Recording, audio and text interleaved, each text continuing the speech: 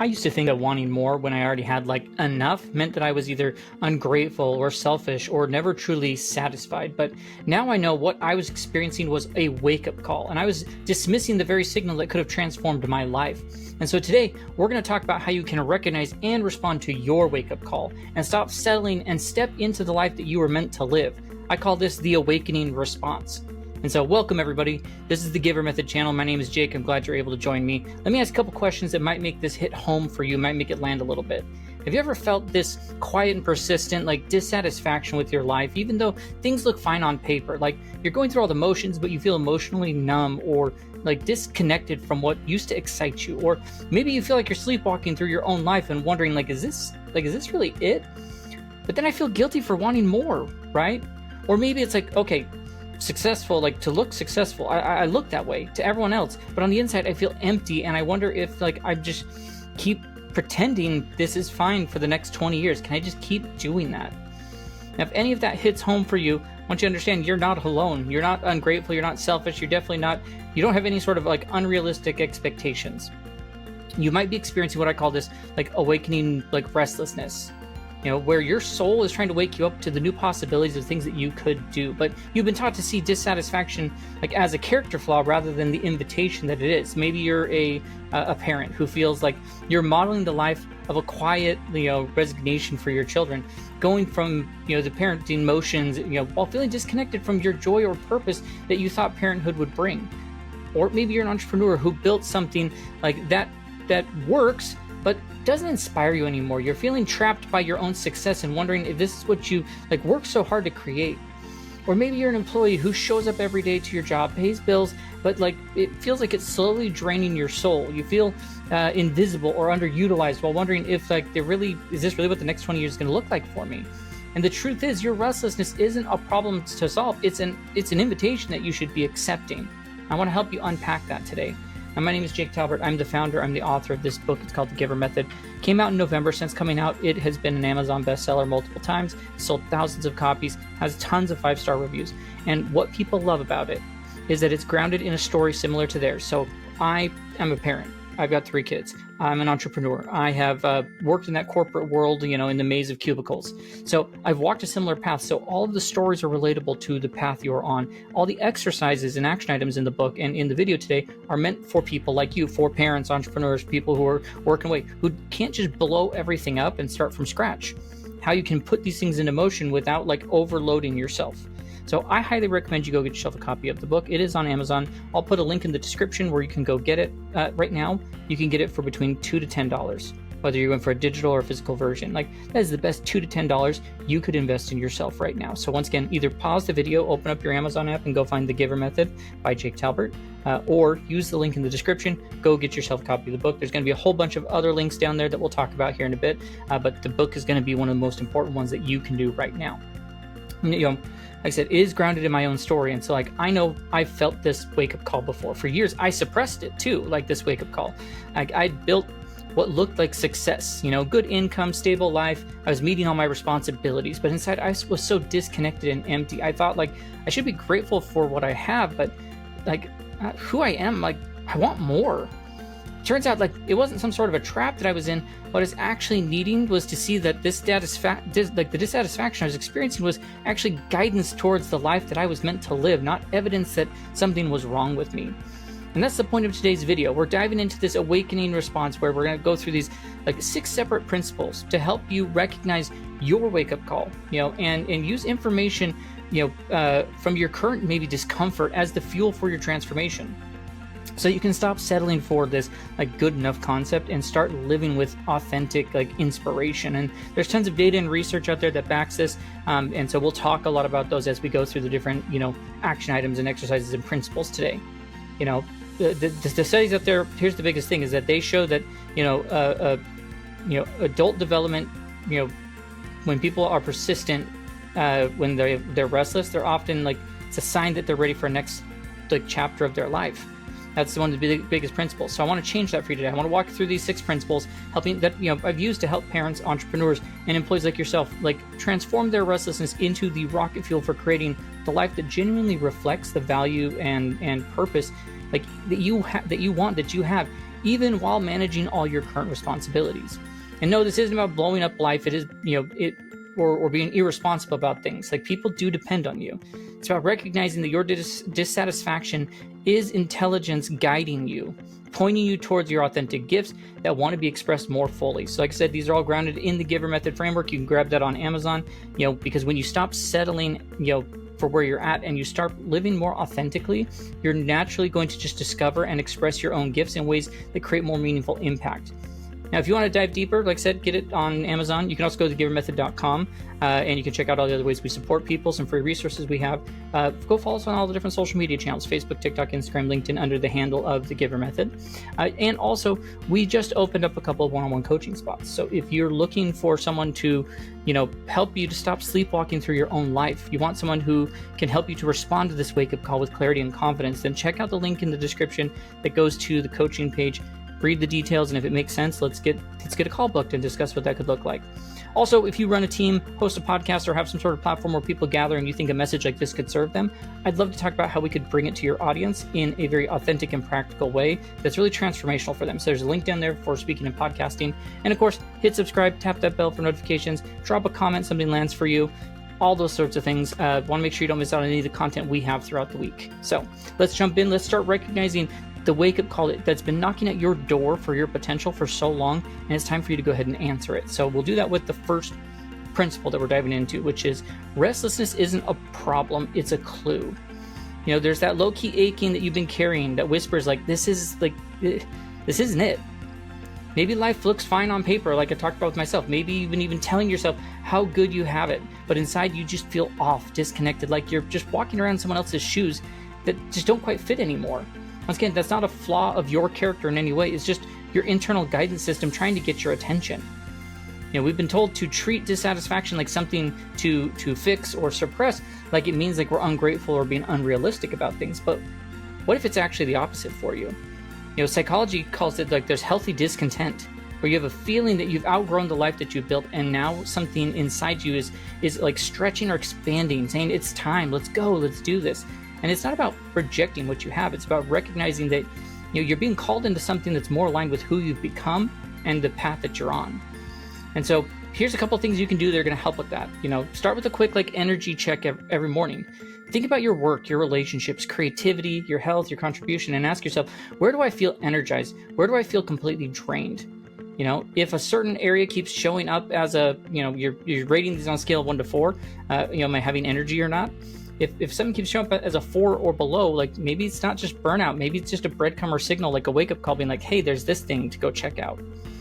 And of course, you can also keep a restless tracker, where like seriously, you just grab a notebook or open up an app on your phone, like a note app, and when dissatisfaction shows up, jot down what triggered it, what felt off, and then ask yourself, like, if I were living in more of an alignment, like what would this moment look like? How would it have changed?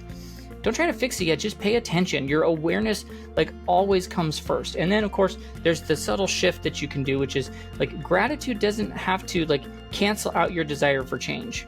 You can say, hey, I'm grateful for this job and I'm ready for more of my gifts. That little word "and" is so much. And it allows you to honor both where you are and where you are being called to. And because this matters, because when you stop treating restlessness like it's a red flag, you treat it like it's some sort of a roadmap, a flag being raised like, hey, over here, things will shift for you. You get out of the guilt and you get into guidance. You stop letting you're settling for maybe a survival mode that you're in. You start moving towards a life that feels real again. And that voice inside you, it's not ungrateful, it's just being honest, and it's trying to get you back to yourself. Now that leads us to the second one, which is second principle, which is you're more than just your job title. There's your identity versus your role, and how you could totally liberate yourself when you remember who you are beneath what you do. Because this sneaks up on a lot of people, especially when you're consistently showing up for others. There's that slow fade from who you are to what you do. You start off with a clear sense of yourself, but over time, the roles that you play, whether it's a parent, an employee, the entrepreneur, they begin to take over your whole picture. Before you know it, you're not sure where you end and where the role begins. You're checking all the boxes, you're holding it all together, but you're feeling a little invisible. You're performing as a part of a story that you're not exactly writing. Now the thing is, your roles are real, and they matter a ton, but they're not the whole story of you. You're not just a mom or dad. You're a gifted human with a creative spark, with humor, with wisdom. You're not just someone working 9 to 5. You're a deep thinker. You're a builder. You're a friend. You're a dreamer. Like, the roles are just containers. Your identity, like, that's the real fuel behind like the life that you want. And when you start bringing more of yourself into those roles, everything will shift. You don't have to abandon your responsibilities, but like, you do have to stop abandoning yourself. And so here's how you bring back a little bit more of you into the picture. The first thing is like, do a quick reflection. Like, aside from being a fill in the blank, a mom, a dad, an entrepreneur, manager, whatever, I'm someone who, and then write down 10 things that have absolutely nothing to do with your job responsibility, like your job or the responsibilities that you have. Think about your quirks, your passions, your old dreams, the way people describe you at your best. Keep that list handy. Like, it's not fluff in any sort of way. It is a reconnection point for you. And then you can start weaving these parts back into your day. Like, maybe you love music, but you haven't like touched a guitar in years. Like, cool, maybe just play for 10 minutes while the kids are doing homework.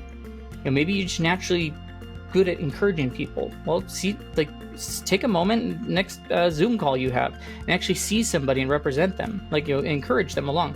Like, these aren't distractions. These are just like you refusing to let parts of you disappear. And of course, you can set up a weekly appointment where you are like, it's like your authentic self time. It's your revival time, right? It's the 20 minutes that you can do something that lights you up. Like, no productivity is required for this. Just like, I'm going to paint, I'm going to journal, I'm going to garden, I'm going to read a weird book that I love. I don't know. Like, just, you don't need hours. Just, you need to set some intention behind it. And lastly, let people in. Let your family know what matters to you beyond just that parent title. Show a little more of your honest perspective at work. That may not always sound professional. You'd be amazed how much like deeper your relationships get when the people you know like get to know you deeper, and not just a version of you that serves them. Because like, you forget who you are. Everything feels so heavy. But when you bring your full and authentic self back online, the energy comes back with that. You stop surviving like your roles and you start living through them. That feeling of being stuck, like, that starts to lift because you're not just showing up anymore, you're showing up as you. And that's going to lead us to the third principle, which is all about letting your gifts show you the way. It's the stuff that what fuels you, like, follow that. It's trying to tell you something. Those natural abilities and gifts, like, they're a guide for you, because one of the biggest signs that you're settling for where you're at is that heavy, low-grade exhaustion that shows up even when you're doing everything right. You're checking all those boxes, you're showing up for people, you're pushing through your tasks, but like, you still feel empty at the end of the day. Now, what's often underneath all that is like, you've got your natural gifts that could be superpowers that have been stuffed down into the background, and they're quietly begging to be let back in and to be in the driver's seat. I mean, that's the whole concept inside the GIVER method. Like, we talked about the G in GIVER is about gifts and your superpowers. Like, every person has 3 to 5 that they should be able to pull on at any time. And these aren't always loud and flashy things. They're the things that just feel easy for you but are helpful to others. Maybe you're a natural encourager. Maybe you're a big picture thinker or a connector. Maybe you're creative or the one who can make calm during the chaos. Like, you don't have to go out and find these things. They just notice the things that are already there that are lighting you up. So here's the trick. Like, you track the energy behind it. The energy that you get, either feeling more energy or less energy, like, is your compass. And energy is not random. It's true data. So when you start tracking what drains you versus what energizes you, you're going to start seeing exactly where your gifts are alive and where they've gone quiet. So the first thing that you want to do is you want to do these energy checks where, throughout the week, and maybe the next 2 weeks even, after a conversation, a meeting, a task, just rate, like, did that give me energy or not? Do I feel neutral? Did it detract from me? And then just start seeing what patterns show up. What things are giving you more energy versus not. Second, you could go talk to some people around you. Hey, ask them, like, what's something I'm naturally good at that you think I overlook? Or if someone had a problem and you were like, oh my gosh, you need to go talk to Jake.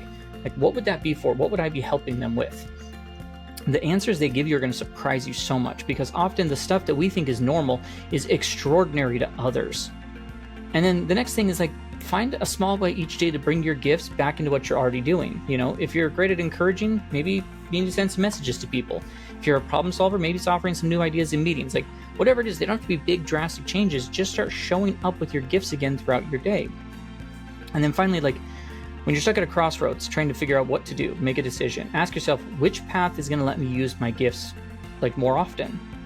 That's going to shift your direction and help give you a ton of more insight and clarity of where to go.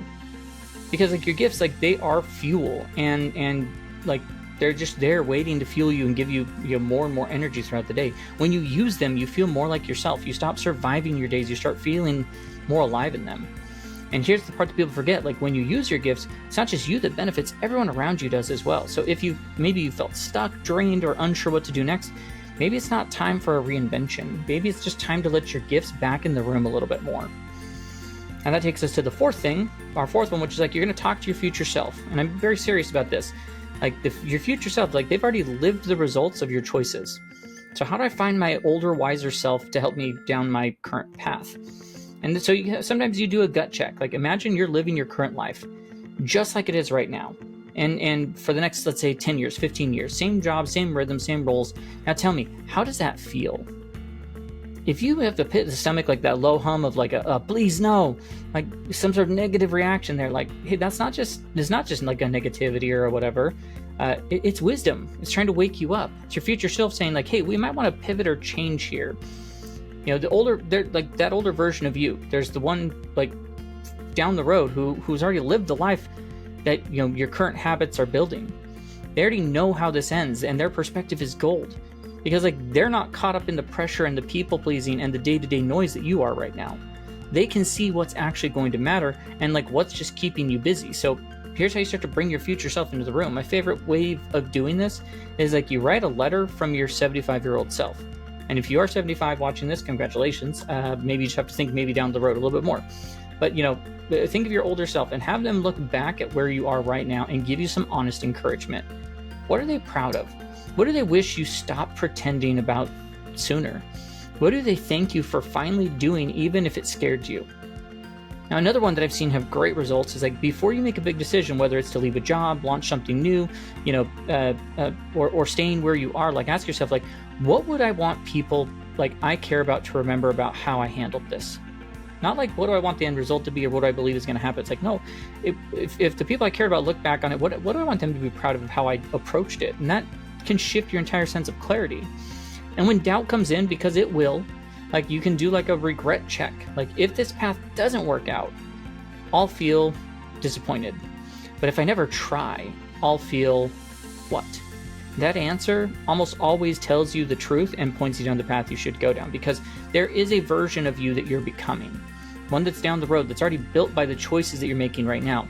And chances are, like, they're not asking you to blow up your life. They're not asking you to stop playing small.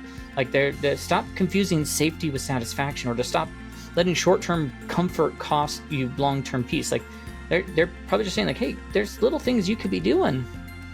You know, your wake-up call might be your future self whispering to you like, hey, don't wait, don't stop, don't shrink. The life you actually want, you've been asking for, is just a few brave steps away today from where you are. And that takes us to then the fifth principle, which is like when achievement isn't the answer. So like we have to redefine what success looks like, you know, what it actually means to you. There's that external success versus internal, like what's congruent with myself. Because if we're honest, like we've been taught to chase the shiny things, whether it's the title, the salary bump, the recognition, and those things can feel good for a while.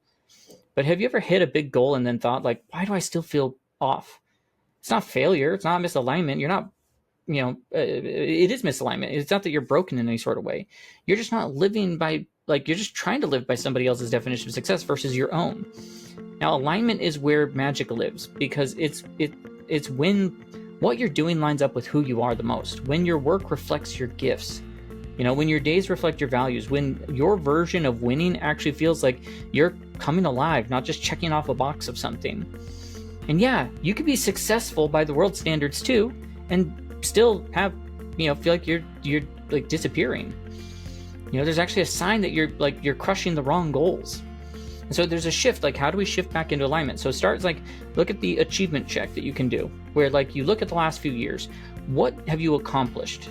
You know, ask yourself like, which ones actually felt good in my body, not just on the resume or whatever? Which ones left you energized? Which ones felt empty, draining? And then you can flip your goal setting script a bit. Like instead of like starting with what's impressive, start with what's true. What do you want more of? Not because it will impress someone, but because like it aligns with who you are. And of course, you can also do a little alignment gut check as well, like which we've talked about. Like when something big comes your way, pause and ask, like, am I doing this because it's aligned with who I am or who I'm trying to become, or because it looks good? That answer will help save you from a lot of burnout. And then last, you can start measuring your real success. It's not likes or dollars or external praise. How often you feel proud of like how it is that you showed up, how often you feel seen, how often your work actually feels like you. Because like climbing a ladder that's leaning against the wrong wall, that's not great or noble or anything. It's exhausting. And when your wake-up call that's coming to you, it's not telling you to stop achieving things. It's just asking you to build a version of success that actually fits your own soul. And when you do, you don't just look successful, you feel it, and you feel so much more alive. And that's going to take us to the sixth and final principle, which is like start small and start real. Like why the next step is the only one that matters right now. You have to move from like this, like I'm trying to seek clarity to like, let's just create clarity as we're in motion. Now, the trap that so many people fall into is that we need the whole roadmap before we can move. Like we can't start unless we know how it's going to turn out. But the truth is like, you don't get clarity first. You get it after you start moving. And your wake-up call isn't just like, hey, go figure everything out today. It's just saying, hey, stop waiting. Take one honest step, one that feels a little more like you, and that's it. You don't have to burn it all down. You don't have to stop and rewrite your whole like life this weekend. Like you just need to stop pretending and think about change the thing that's actually going to change one thing that's going to help you move towards where you're going. And so here's how you can do that. Like, so the first thing, like pick one thing, just one thing. Just small, real, aligned action. Maybe it's you just need to email someone that you've been avoiding. Maybe it's journaling the idea that won't leave you alone. Maybe it's finally saying like, hey, this isn't working out loud, whatever. One thing, just do it. One step, that's all. Don't worry about the perfect decision. Think about like, you're doing experiments. Let me just test this. Let me try something out for a few days, for a month, whatever, and see how it feels. And that mindset will take the pressure off, of where you're at and invites like a learning mind frame instead of fear. And then just keep it going. Once a week, do one small thing that feels like you're bringing your life back. Not because it's going to change everything overnight, but because it reminds you that you're not stuck.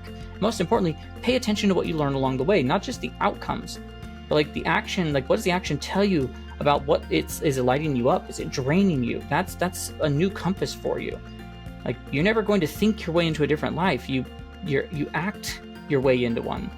Every step, no matter how small, when it is honest, that you take gives you feedback and builds confidence, reminds you that change doesn't start with perfection. It shows up with it just shows up because you give yourself the permission to move in some way, to just try something, to show up messy and honest. That's where real momentum starts to show up. It's quiet at first, but it's real. You don't need a map. You just need to move towards what feels true to you. And so here's what I want you to leave with. Like the wake-up call, like your wake-up call right now that you're receiving of like, oh, gosh, I want to feel I need to do more. Like, it's not a breakdown. It's a breakthrough. It's not a sign that anything's off track. It's a sign of something that's inside of you ready to be more aligned. And that feeling that you're carrying of restlessness, like the this can't be it, like whispered, that low-grade frustration with a life that looks fine maybe on the outside but feels totally flat. Like, it's not a flaw. That's just truth telling you, like trying to surface for you and tell you stuff. That's your authentic self tapping you on the shoulder saying like, hey, it's time for us to move forward. Like everything we covered today, the 6 principles that we talked about, they're not just ideas, they're invitations to stop like numbing and start noticing. Stop shrinking and start showing up. Stop waiting and start walking even one small step at a time. You don't have to have it figure it all out. You don't have to blow everything up and reinvent yourself. You just need to listen to the nudge and trust that it's worth honoring. Take one honest step towards what feels more like you. And then here's what happens when you do. You stop apologizing for wanting more. You stop settling for, the containers that you've clearly outgrown. You start outsourcing permission to people who never meant to hold it for you. Instead, you become someone who honors your own voice, someone who moves in alignment with who you are, someone who shows up for the people around you, especially like your kids, your team, your partner. Like that's where like the better way to live. One that includes responsibility, yeah, but also joy. One that holds space for growth and truth and wholeness. One that doesn't just look good but feels right to you as well. Now, if today's message stirred anything in you, if you're looking to feeling like it's time for you to stop sleepwalking through your own life, then that's where you're going to want to go get yourself a copy of the GIVER Method on Amazon. Like I said, right now, you can get it between $2 and $10. That's the best $2 to $10 you can invest in yourself. go get a copy. The link's in the description below where you can go get yourself access, or just pause the video, go to Amazon, and look up the GIVER method by Jake Talbert. Like, once again, it's not theory. It's a roadmap for people with real responsibilities just like you. If you want more support than that, if you want, like, if you know it's time for you to like walk this out with someone who's been there themselves, then that's where I've got a couple of those one-on-one coaching spots that you can take a look at. There's a link in the description to that page. If you have a team, you run a podcast, host an event, whatever, and a group of people that maybe would benefit from this type of a wake-up call, this type of a message, then let's talk about what that could look like. I'd love to bring this message to your people. And of course, if this hit home, leave a comment. Like, what's your biggest takeaway? I always read them. Like, I love hearing what is resonating with people. And of course, don't forget to like this video, subscribe to the channel, and tap that bell so that you do not miss out on any of the future content that we create. And here's the truth. Your wake-up call isn't something to run from.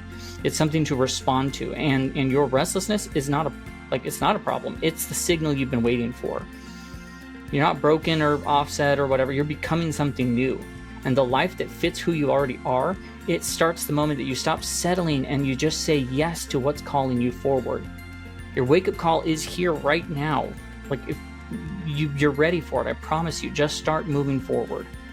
With that, I'll just say have a great rest of your day. Thank you so much for joining me, and we'll catch you in our next video.